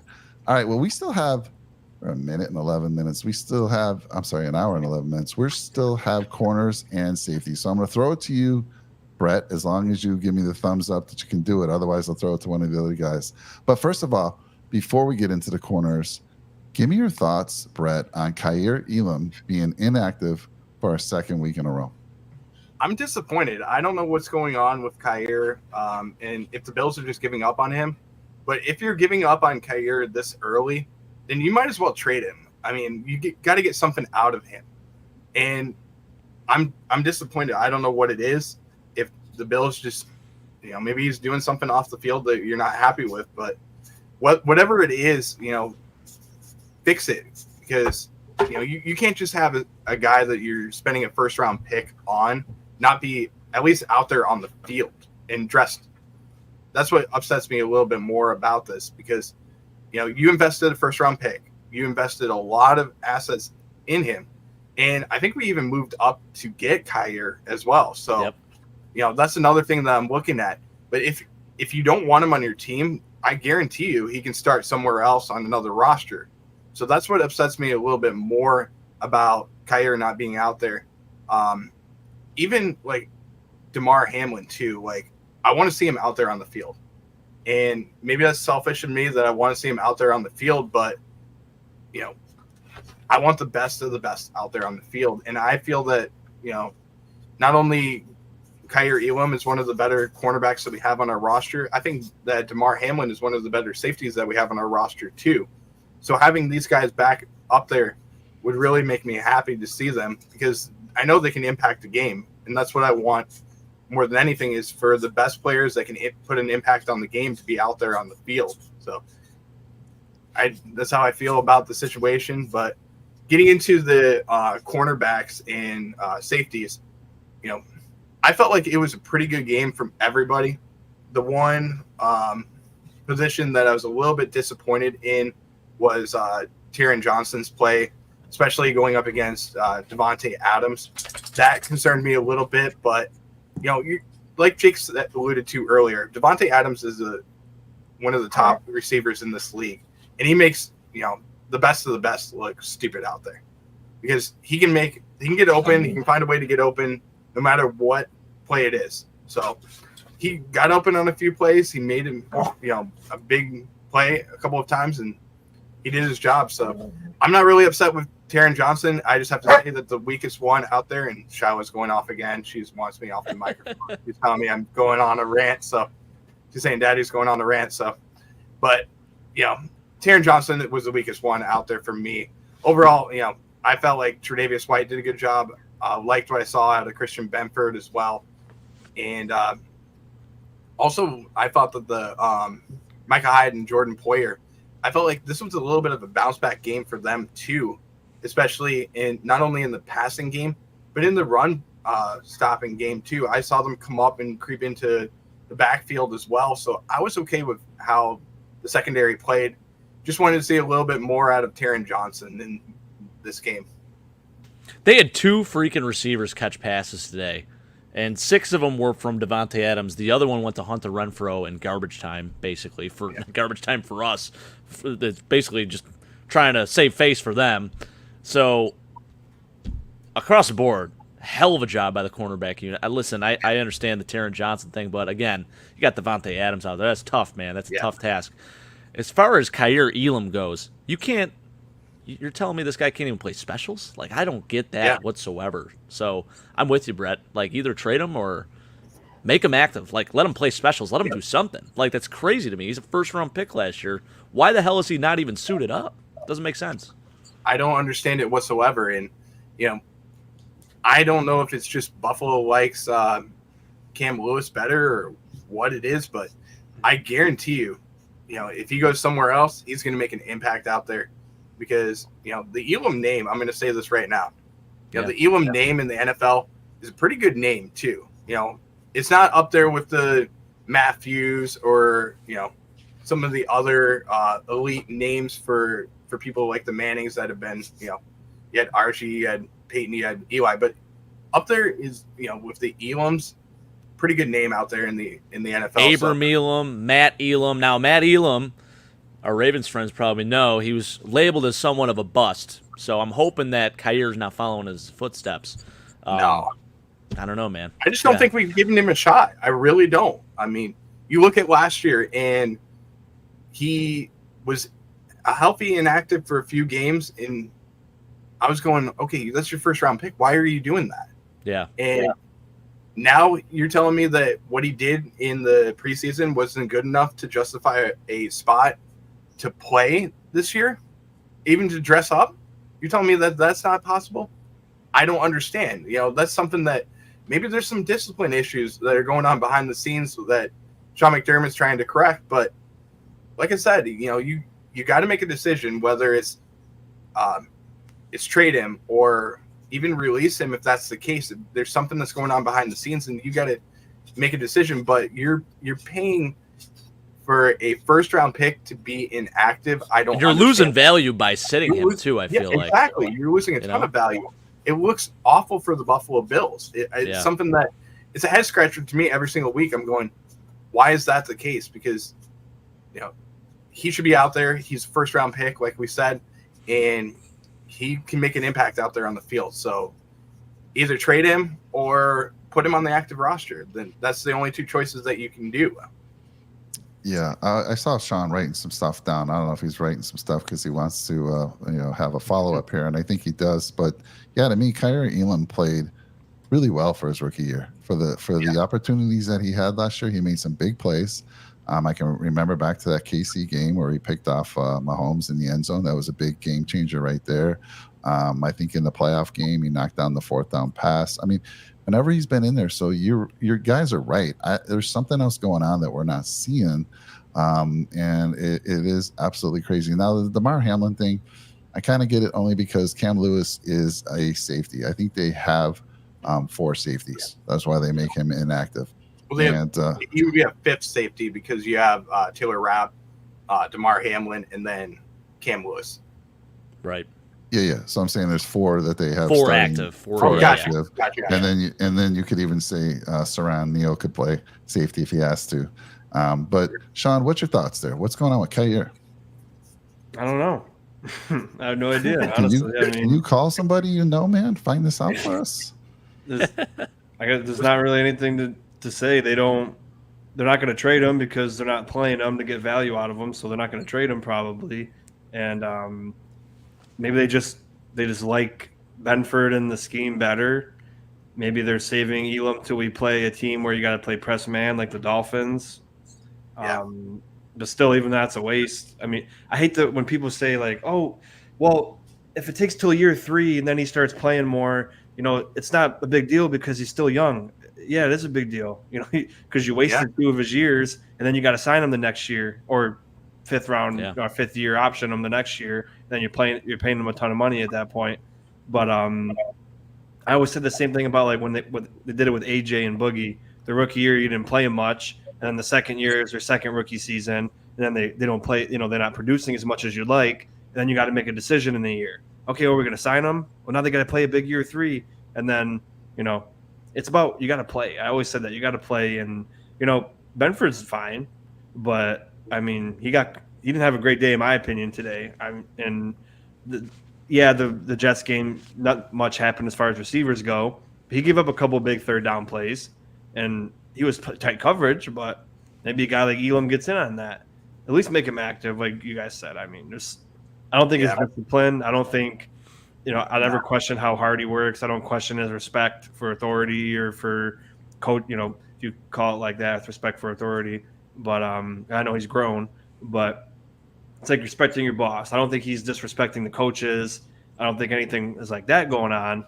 They just might like Benford and the system better, and it's a shame because not only is it ruining your team, but you might be ruining this kid's career because you drafted him for a reason, and now you're going to sit him on the bench for 4 years, and then he's never going to have an opportunity to make something out of himself. And his confidence has got to be shot, man. Yeah, and you're wasting the prime of his career too. That's the other thing. Yeah, and that's what I was saying earlier. Is like people like, why is Elam not producing in practice? Like, why is he getting beaten? Why is he doing this? Because the coaches basically all but said, we don't really believe in you.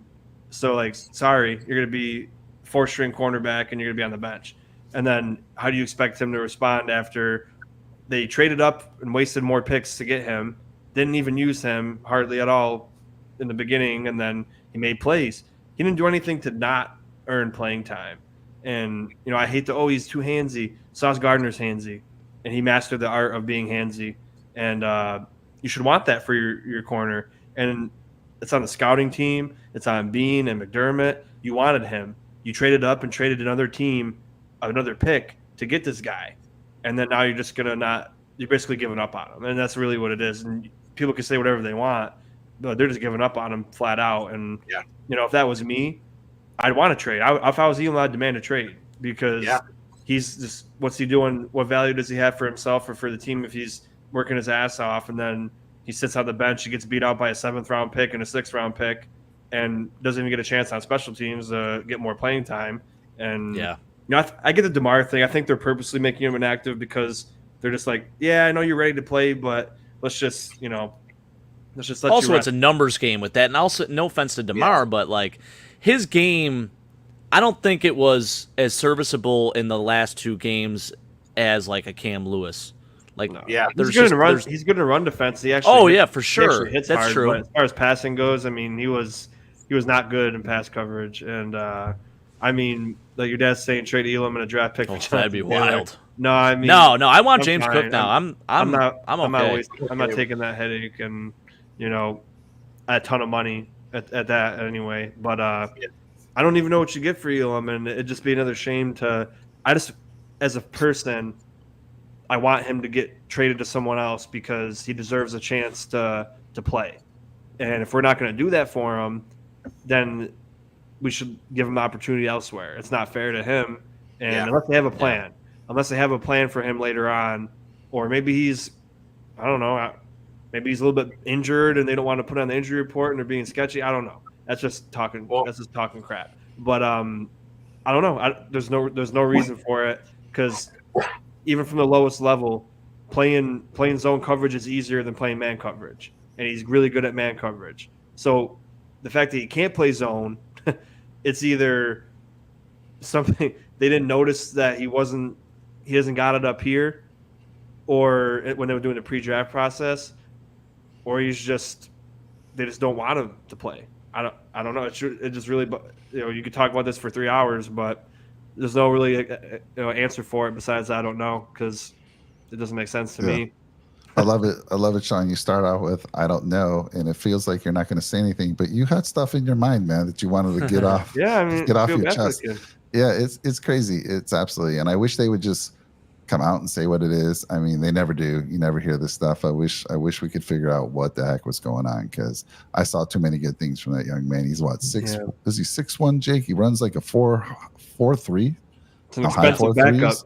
I 4.39. mean, he'd be on special teams. That'd be fantastic. Get him out there. Yeah. What's the At problem? least a gunner or something. I mean, Yeah, shoot. yeah. What are we doing here? All right, Especially well, he's all physical, so I Yep. mean, Be it'd perfect. be nice.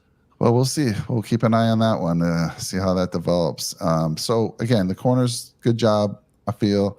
I know you were a little hard on TJ, but I feel like we'll have to look at the PFF and watch the film a little bit. But when you hold these guys to what they did on offense on the Raider side, I feel like they did a great job. I do like the fact that you said Poyer and Hyde seemed to have a bounce back. Yeah, Poyer seemed to be all over the place. Hyde was up there. He was like the second in tackles with 5. Bernard had 6, and Poyer had 3. But Poyer made a couple plays right at the line of scrimmage, coming off the edge. Mm-hmm. So love to see that. Love to see that. It was a great bounce back from the whole Finally wrapping team. up. Yeah, the whole team, both offense and defense. So let's get into game balls. 2 game balls each for the defense. And Sean, I'll start with you this time. Well, I think Mike already kind of said it earlier, but I had it in my mind before he said it, so I'm going to say it anyway. Coach McDermott for rallying the troops, and after that piss poor first drive on defense, he buckled down. They only gave up 3 points the rest of the game. So kudos to him for lighting the fire in their ass and making sure this is not how we play football here. Can't let it get out of hand right now. And then as far as player on defense, I can't give it to a whole unit again, but Daquan Jones, I want to give it to Eddie, but I'll leave it to someone else to give him more flowers. But Daquan Jones had a couple big plays in the run stopping, and it's just good to have a guy like him who always doesn't show up on a stat sheet a lot. But as I try to say before, D line is in a position, especially D tackle. People they fall in love with Aaron Donald got 22 sacks, and Chris Jones has 18 sacks, and Quentin Williams got 15 sacks. That's not supposed to happen. It's an anomaly when a player on a defensive tackle gets 10 sacks, 12 sacks, 20 sacks. It's not supposed to be like that. They're a position they're an enforcer. They're supposed to block holes and cover gaps and always have eyes in the backfield so they can create havoc and have the linebackers clean up the mess. And they might not get on the stat sheet, but they're the ones causing all the problems. So Daquan Jones is a perfect example of that. He may get 2 sacks in a season and a couple TFLs, but he's in there being a bully, and that's all we really need him for, and fantastic at it. So give it to Daquan Jones and Coach McDermott. All right, I love that. If you're new to the channel, please remember to like, comment, and drop a nickel on that subscribe button. And let's throw it to you, Jake, for your 2 game balls. Yeah, well, I started it off talking defense with Eddie Oliver, so I got to give him a game ball, absolutely. 3 tackles, 1 TFL.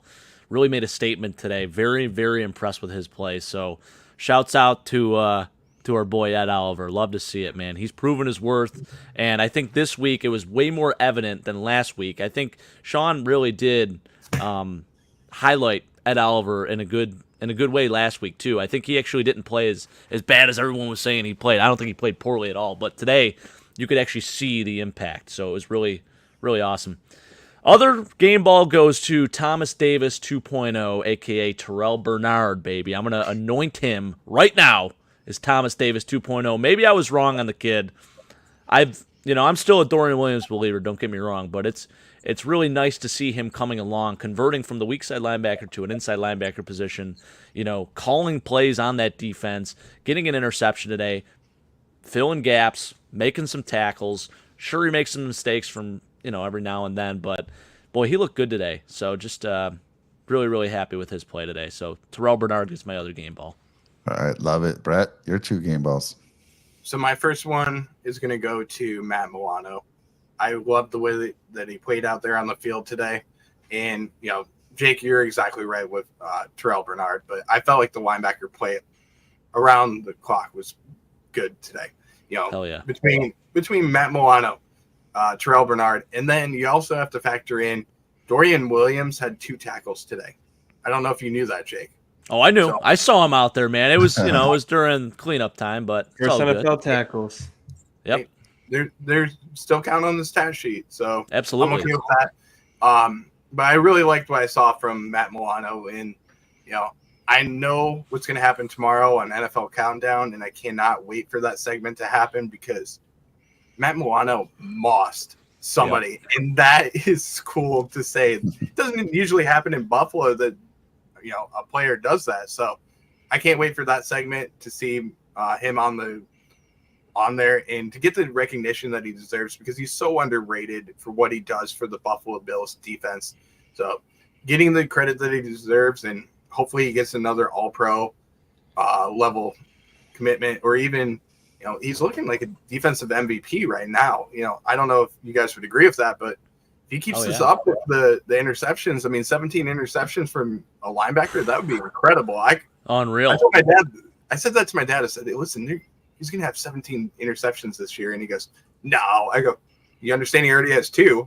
He's like, no, he didn't have one last week. I'm like, yes, he did. So I had to show him the video. But my second ball really comes down to not one player, but the whole entire position. And I'm going to give it to Eric Washington for what he did with the defensive line.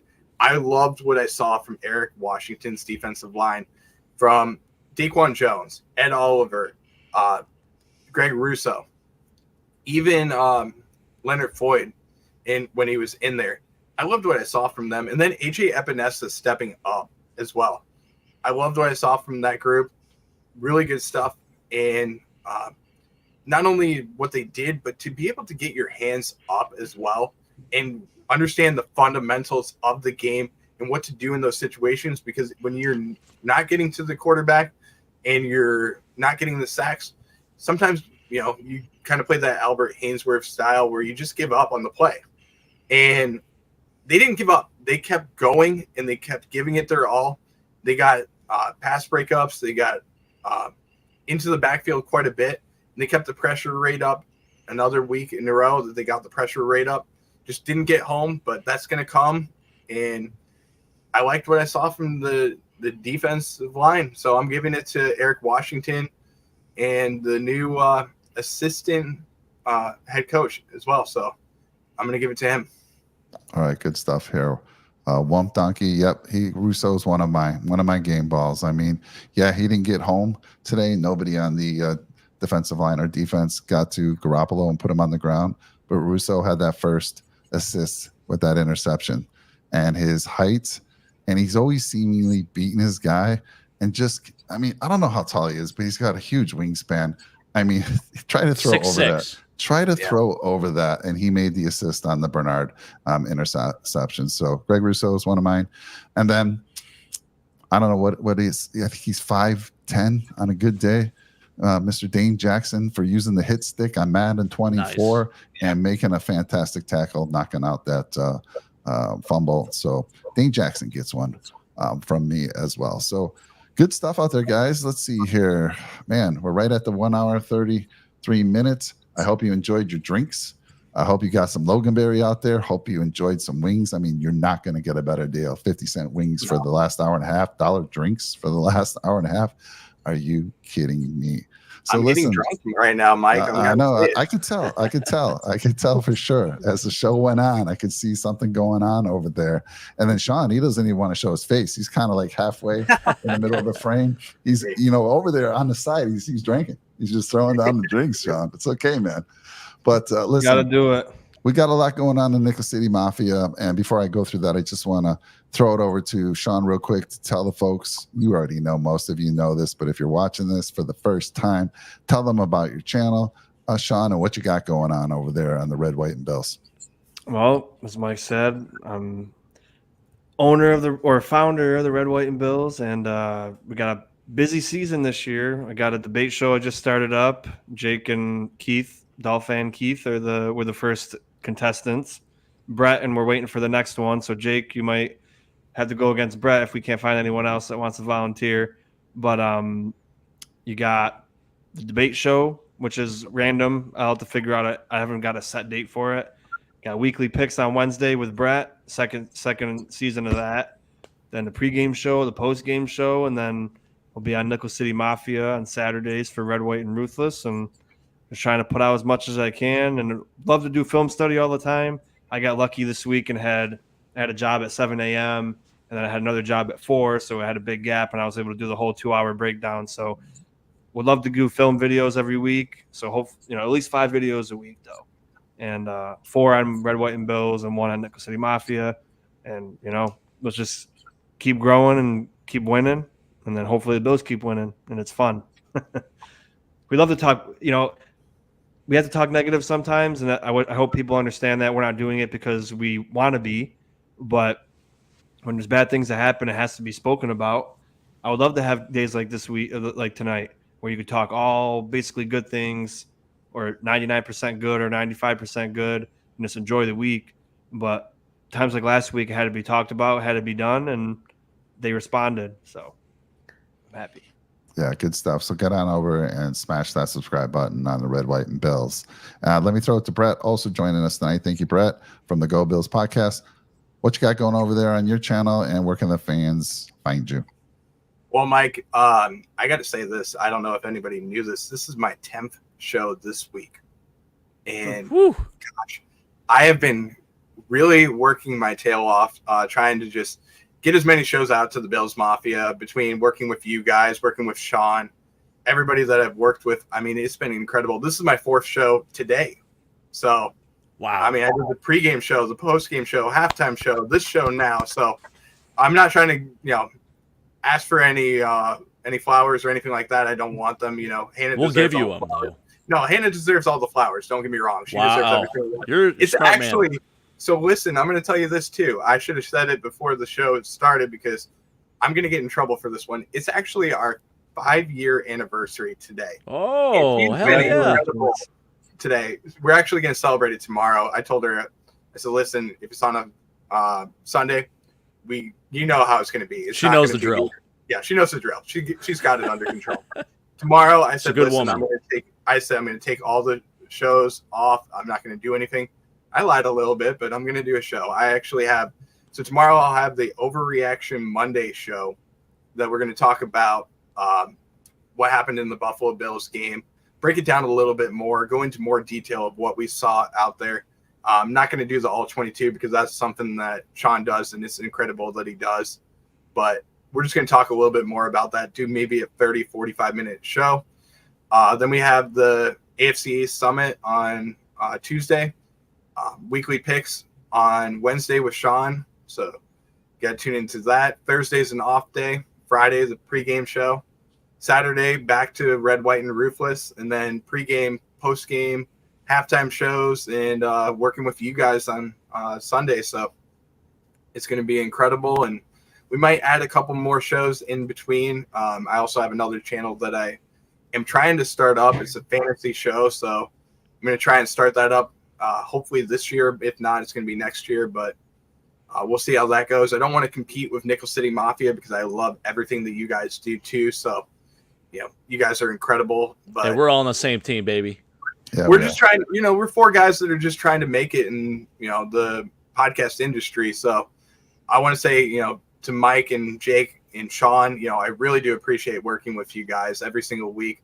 One thing I wanted to add is the amount of confidence that you guys give me, just being able to come on here and talk on the microphone and say what I want to say, because it's hard to do it, number one, when you're by yourself. And I do it, quite a bit by myself. But to have 4 guys where I can just talk and be myself and say what I want to say, and you guys understand what I feel because you're passionate Bills fans. That's what makes it even better for me. So I want to say thank you to you guys. And, Mike, for your channel, it's growing so fast. You got to 1,500 subscribers just last week. You gained 100 subscribers on YouTube in 1 week. That's incredible, Mike. I mean, you're only going to grow further. It's only going to get better for Nickel City Mafia. And if you're new to the channel, don't forget to show some love to the Nickel City Mafia and Red, White, and Bills. And I'll quit my tangent too, because I know that Sean wants to go as well. So I'm going to let him say his words as well, and Jake and Mike too. Well, Brett, we couldn't grow the channel without you, Sean, and every other contributor on this Nickel City Mafia. We got the guys on the AFC East Summit. Yeah, And I forgot about them. I got to say, real quick, appreciate that. And then we got Chris and Jeremy. So I'm going to go through all the stuff we got going on. We got a lot of folks making it happen here. And just between our channel and the two channels, Go Bills Podcast and Red, White, and Bills, you got all you need. You got everything you need. So get on over, subscribe to everything. So Jake and I go live. Most of you know this. We go live every Wednesday and Sunday, 9 p.m. like clockwork. We'll always be live during those times. We got the AFC East Summit goes live every Tuesday at 8 p.m. Eastern. Make sure you check that out. This is their third week on the channel here, and they're just killing it. We got the fantasy football show. Chris and Jeremy, man, listen, the guys here, these are fantasy football players. And if you're in the fantasy football, go out there. I don't care what league it is. I don't care if it's a dynasty, a redraft, whatever the other type of leagues are. They play them all, and they will answer your questions live. I saw them I think they went off Wednesday. So you don't know. During the week, they'll either be Tuesday nights or Wednesday. They do have varying schedules. So make sure you just hit that notification so you know when they go out there. And they will answer all your questions. It's just a great bunch of guys there. We have a Buffalo Sabres show, Locked and Loaded. We have two great folks out of Buffalo going to be hosting that. That goes live. Its first show, October 3rd at 8:30 p.m. Eastern. Buffalo Sabres coming to Nickel City Mafia. Man, I'm so excited about that. I've been wanting to get the Buffalo Sabres as part of this for a long time. And then we still have golf out there. So a lot going on. Appreciate all you guys that help. And of course, we couldn't do it without all of you out there who interact with us and are members of the channel. We appreciate all of you. So Jake, I'll let you finish this up and then let's get the heck out of here and go spend the rest of our Sunday nights with our family. That's right. Gentlemen, it's been an absolute pleasure. Happy I could share my experiences with you guys. I tried to vlog out there, but the beers got in the way of that a little bit. So my apologies, my sincere apologies about that. But overall, just taking in the incredible experience here in the great city of Buffalo, New York. It was a beautiful thing, man. The Bills got a big dub. We're ready for the Washington Commanders this upcoming week. And, boy, let's keep riding that high wave, fellas. What do you say? Yes, sir. I completely agree with you, man. I know what we should say, and that is... Go Bills. Go Bills. See you guys. We're going to end on the little outro here for you. Let's go.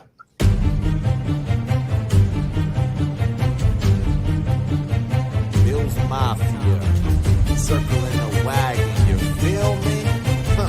Nickel City Mafia, let's go! Josh Allen for the back supreme, leading the Bills to the top of the league. Weapons by his side, and that defense hella mean. Buffalo's got a team that must be seen. I said Buffalo's got a team that must be seen. Yeah. Come on. J17 leading the charge. Buffalo Bills on the rise. Passing game on point. Ain't no mirage. Happening right in your eyes. Ain't no surprise. Buffalo stacking the QB. Stephon Diggs holding in the pass. Group cards in. Have it go deep. We're circling wagon. Just wait and see. From Wyoming to the NFL. Josh Allen's got the skills. Air raid. Deep ball. Touchdown for real. Leading the Bills to playoff drills. Real time. This ain't no drill. Cold game. We're giving them chills. Check the score. Now you know the deal. Nickel City Mafia.